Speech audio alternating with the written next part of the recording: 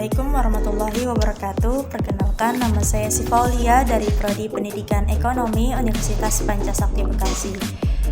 Di video kali ini saya akan menjawab pertanyaan dari mata kuliah Manajemen Berbasis Sekolah dengan dosen pengampu yaitu Ibu Cynthia Anissa Rahman Putri, MPDN.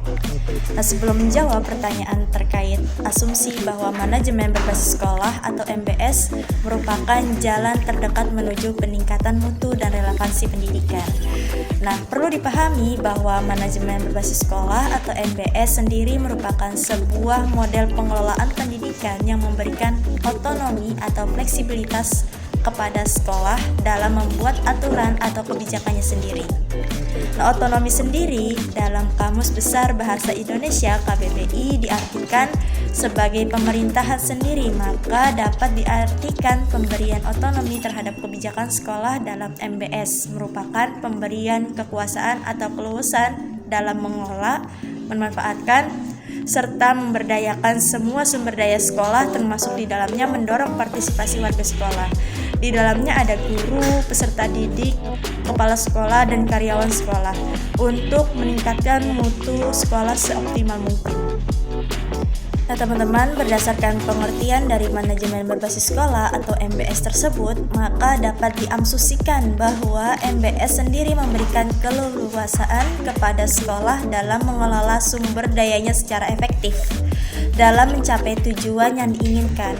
Sebelum diterapkannya MBS ini, ada beberapa faktor yang menjadi pemicu mengapa setelah banyak upaya yang dilakukan dalam meningkatkan mutu pendidikan, namun belum memberikan hasil dan pengaruh yang optimal dan signifikan, termasuk di dalamnya adalah kebijakan penyelenggaraan pendidikan yang berorientasi pada hasil, penyelenggaraan pendidikan yang dilakukan secara sentralistik atau semua diarahkan kepada kebijakan pusat, dan kurang terlibatnya peran serta masyarakat terkhusus orang tua siswa dalam pelaksanaan praktik pendidikan.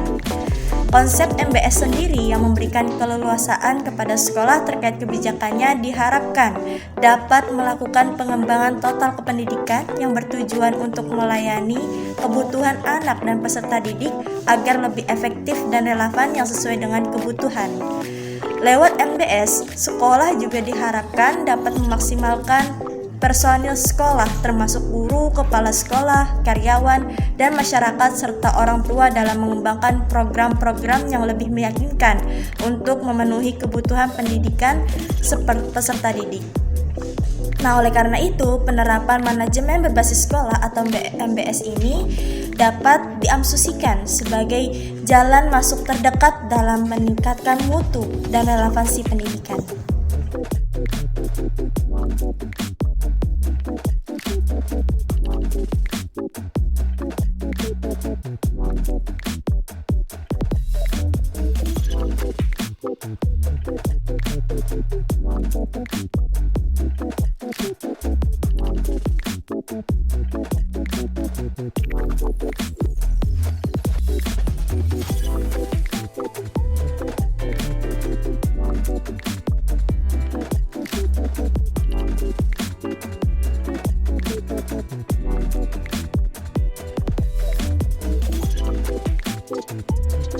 Selanjutnya menjawab pertanyaan kedua. Di sini pendidikan selalu bergerak mengikuti perkembangan zaman, kemajuan perkembangan teknologi dalam bidang industri mau tidak mau mendorong pendidikan ikut bergerak maju yang menjadi penyebab berubahnya tingkah laku masyarakat.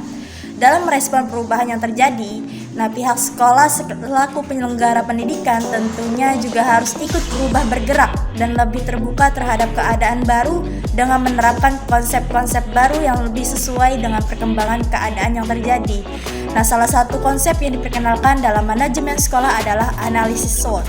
Analisis SWOT sendiri dapat diartikan sebagai sebuah analisa keadaan yang melihat sesuatu lewat 4 sudut pandang, yakni strength atau kekuatan, weakness, kelemahan, opportunity, peluang, dan threat, ancaman. Strength atau kekuatan, salah satu tujuan dari adanya penerapan manajemen berbasis sekolah adalah leluasanya sekolah dalam mengatur dan membuat kebijakan dalam sekolahnya dalam upaya mendukung dan meningkatkan mutu pendidikan peserta didik yang ada di sekolahnya. Keleluasaan dalam pembuatan dan penentuan kebijakan ini memungkinkan individu-individu yang kompeten di sekolah untuk membuat keputusan yang dirasa akan meningkatkan kemampuan pembelajaran peserta. Selanjutnya, weakness atau kelemahan. Selain memiliki kelebihan yang dimilikinya, tentu program manajemen berbasis sekolah ini memiliki kekurangannya. Salah satunya adalah kemungkinan adanya keinginan untuk tidak terlibat dalam manajemen sekolah, baik dari kepala sekolah ataupun guru-guru termasuk karyawan sekolah. Nah, selain itu, manajemen berbasis sekolah atau MBS ini juga dinilai kurang efisien karena sistem pengambilan keputusan yang dilaksanakan secara partisipatif akan menimbulkan frustasi dari keputusan yang diambil juga lebih lamban jika dibandingkan dengan pengambilan keputusan secara otokratis. Nah, kelemahan lain dari penerapan manajemen berbasis sekolah atau MBS ini adalah sulitnya untuk melakukan koordinasi yang efektif dan efisien antar anggota sekolah, dikarenakan penerapan MBS yang tentu mencakup kegiatan yang beragam tentunya menjadi sehingga jika komunikasi dan koordinasi tidak berjalan efektif dan efisien, bisa jadi program tersebut akan berjalan sendiri-sendiri dan berakibat pada jauhnya dari tujuan awal yang ingin dicapai oleh sekolah.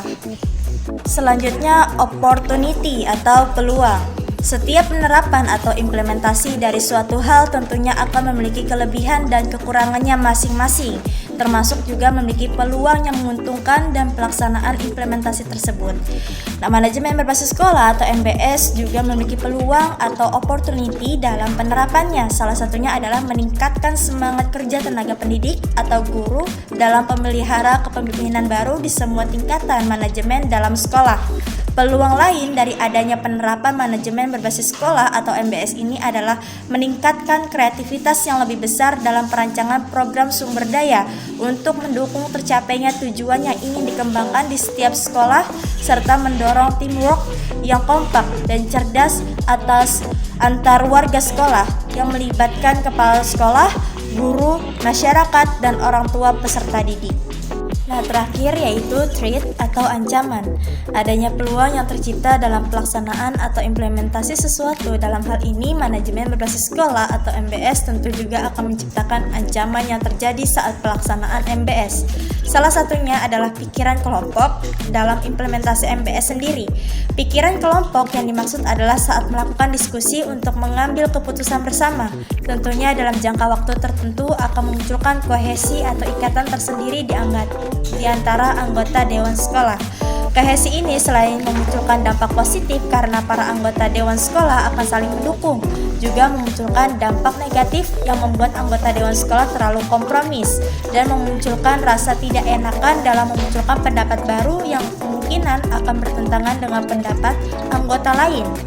Hal ini menjadi bumerang tersendiri yang mengakibatkan pada keputusan tidak lagi didasarkan pada dasar yang relevan dan realistis. Ancaman lain yang bisa terjadi adalah terjadinya kebingungan atas peran dan tanggung jawab baru saat penerapan MBS ini. Pihak-pihak yang kemungkinan terlibat dalam MBS tentu sudah terbiasa dengan iklim kerja yang mereka geluti. Adanya penerapan MBS tentu akan membuat perubahan iklim kerja dari yang biasanya yang mengubah peran dan tanggung jawab pihak-pihak yang berkepentingan. Perubahan ini diasumsikan akan menimbulkan keterkejutan dan kebingungan sehingga banyak dari para anggota yang ragu untuk mengambil dan memikul tanggung jawab tersebut. Sekian jawaban dari saya, kurang lebihnya mohon maaf. Jika teman-teman ada yang ingin menanggapi, silakan di kolom komentar. Terima kasih, semoga bermanfaat. Wassalamualaikum warahmatullahi wabarakatuh.